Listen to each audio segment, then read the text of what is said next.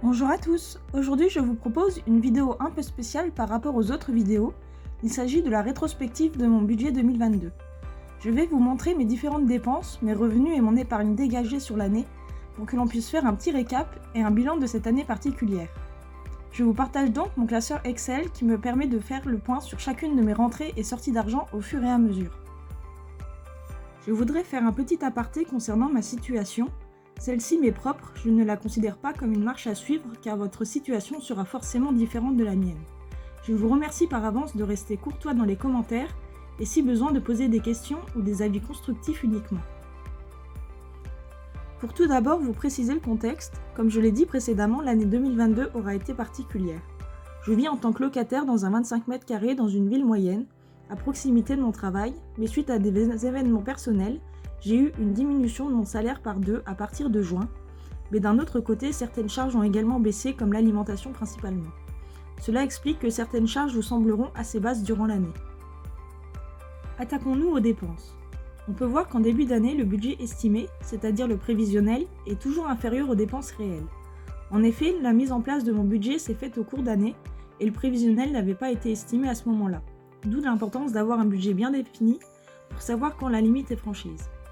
On remarque que la majorité des dépenses dépassées en termes de prévisionnel sont les dépenses loisirs. En effet, à cette période, j'ai réaménagé mon appartement, ce qui n'est pas passé inaperçu dans le budget.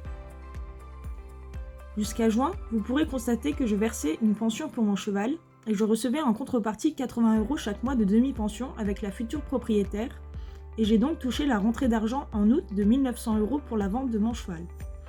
Début octobre, le budget est bien plus représentatif par rapport à ma situation quotidienne. À ce moment, j'ai été en colocation jusqu'en décembre, ce qui a pu équilibrer un peu les charges, mais le loyer restait inchangé de mon côté. Au niveau des revenus, suite à cette année particulière, j'ai perçu des indemnités au lieu de mon salaire de 1 450 € net. Les revenus sont du coup irréguliers en fonction des versements et diminués de moitié à partir de juin. La vente de mon cheval en août a permis une plus grande rentrée d'argent à cette période, puis de nouveau ça a été les montagnes russes jusqu'à décembre, où la situation s'est enfin stabilisée. Ne sachant pas quelle somme j'allais toucher exactement, le prévisionnel a été fixé lorsque j'ai perçu les versements. De ce côté-là, les graphiques ne sont pas forcément représentatifs car ils n'ont pas été faits en amont. Comme vous pouvez le voir, j'ai réparti mes dépenses fixes et mes dépenses variables d'un côté, puis mes revenus de l'autre. Ils sont reliés à toutes mes dépenses et revenus de chaque mois pour chaque catégorie. Vous verrez que je n'ai pas de forfait internet car mon forfait téléphone me permet de faire un partage de connexion et de disposer de 100 Go suffisant pour ma situation. Les frais bancaires sont aussi bas, à 1 € par mois car je dispose de l'offre jeune. Mais je pourrais par la suite ne pas avoir de frais de gestion en passant par une banque en ligne. J'estime que ma consommation d'énergie est correcte, et même si celle-ci aurait pu être diminuée à cause de la mauvaise isolation de mon logement face au froid et à l'humidité. Pour les dépenses variables, vous pouvez voir que le budget alimentation est assez faible, car comme je l'ai précisé en début de vidéo, les circonstances ont fait baisser ce budget pour cette année. L'entretien et le carburant de la voiture m'ont coûté plus de 1 000 € sur l'année, sans compter l'assurance, ce qui n'est pas négligeable, en sachant que de prochaines révisions seront à prévoir pour début 2023. C'est un poste de dépense important, mais qui m'est nécessaire. Le budget tabac est pour moi très élevé pour l'année, et celui-ci sera revu à la baisse pour 2023. Concernant la pension du cheval, elle n'aura plus lieu en 2023 suite à sa vente en août. Finalement, sa vente aura couvert les frais de pension précédents, dont 2021 et antérieurement. Sinon, concernant les investissements, je les place à part, faisant partie de l'épargne dégagée. J'ai commencé à investir en ETF, puis sur des projets de la première brique notamment. En ce qui concerne les revenus, les indemnités sont les plus élevées des rémunérations de cette année 2022. On peut estimer en divisant par 12 mon salaire et mes indemnités un revenu linéaire d'environ 1 200 € sur l'année.